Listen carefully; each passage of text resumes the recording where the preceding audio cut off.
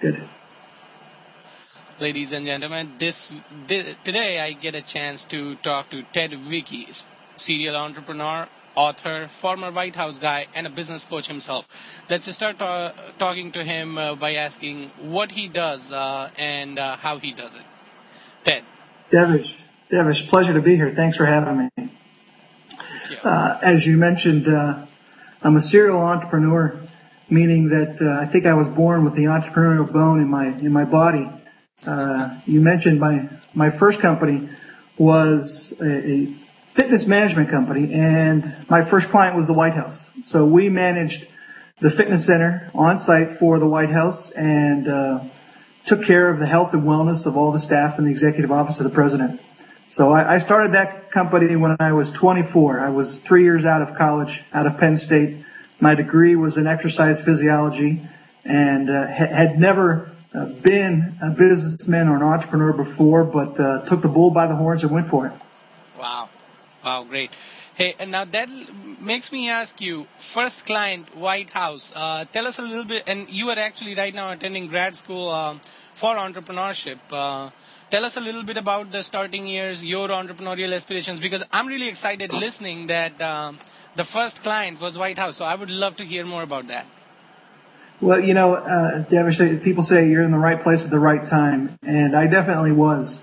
The other cliche is about luck, and I think there's a little bit of luck that's involved, but I also think there's a lot of hard work.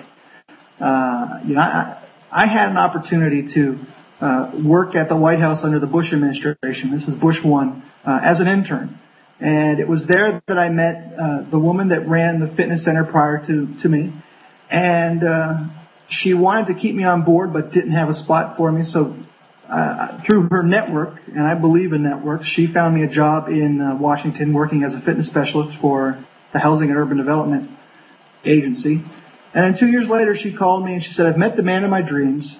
I'm moving to Detroit. Do you want to buy my company?"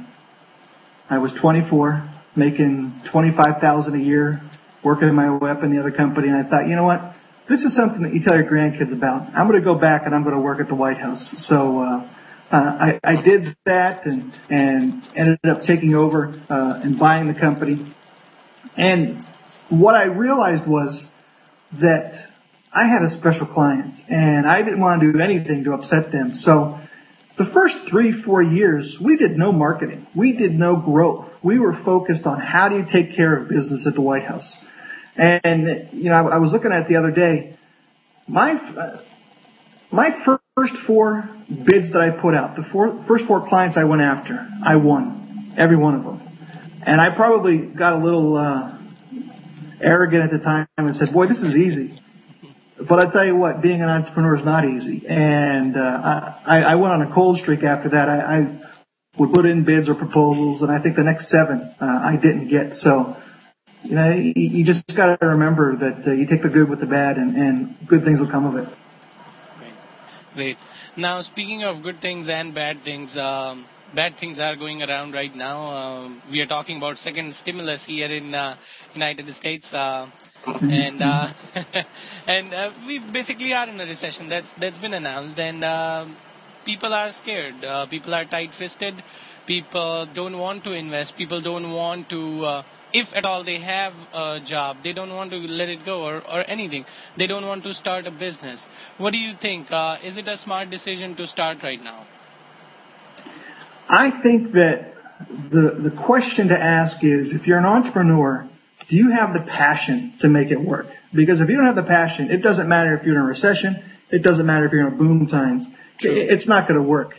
A lot of people say, well, I want to be an entrepreneur because I don't want to have a boss. Well, that's not really the case, because every client you have is a boss. Is your boss. Yeah, that's very true. I would agree that. And it's a little bit different. And I think on your blog and in your book, you talk about some of those things that you really need to have the proper mindset to be an entrepreneur. Exactly. You mentioned I'm in Ireland right now. That was 7 months ago. I decided to move from the U.S. and come to Ireland. As an entrepreneur, I think we all tend to have goals and objectives, and I've had a bucket list. You know the movie, The Bucket List. Yes. I've had one since I've been in the 5th grade, and one of them was to live in Ireland, and one of them was to get a master's degree. So I'm doing both here, and the degree is actually in entrepreneurship.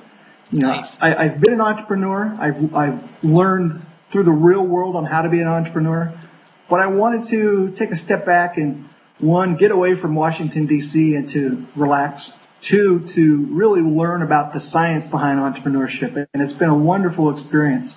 And I moved to Ireland. I didn't know a soul. I didn't know anybody. And I can say that I've got a nice network of friends now, and it's been a good experience. Great, great. Wonderful.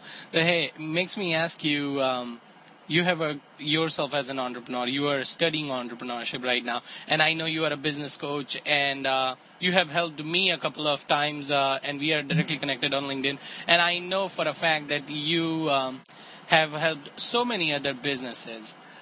Now, tell me a little bit, what were one or two particular mistakes that you noticed working with these entrepreneurs that they can avoid, they can spot at the very beginning and not make these mistakes? Tell us a little bit about that. Yeah, Deb, that's a great question. And I think the first thing you need to do as an entrepreneur is you've got to be okay if you fail. You look at Thomas Edison making a light bulb. It took how many thousands of times for him to make that light bulb? And we always hear about all the good things that happen, but there's a lot of things that go wrong, and you have to be able to accept those things.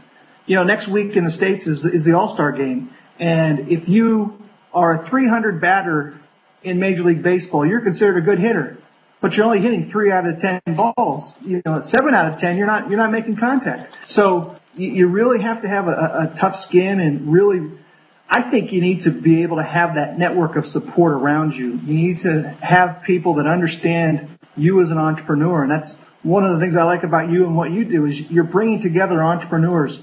My dad is a school teacher, and God loves school teachers.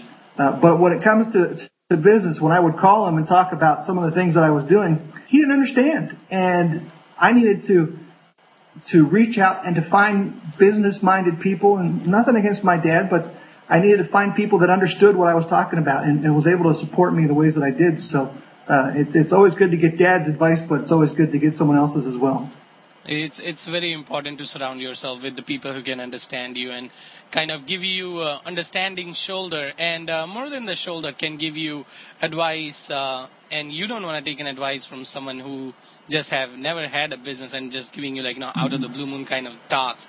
But anyways, hey, that one of the things I remember talking to you was when you sold your company Fitwell LLC. You did something very special for everybody else. So I would love to hear about that. Oh, you're going to make me blush. I did do something special. When I started the company,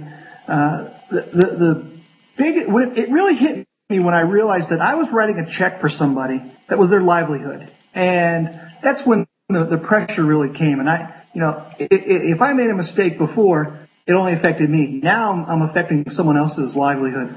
So I really took that seriously. I was never late on making payroll. That was my number one goal, never be late on payroll. And I'd pay them before I'd pay myself. But, I always wanted to be able to give more to those people. So I had Fitwell for 6 years, and I had a number of full-time staff prior to that. And when I sold the company, part of the sale of the company was that every person that had ever worked for me got a little piece of the company. So we had a formula that did that, and it turned out to be a fantastic little surprise for all those that helped me get to where I was.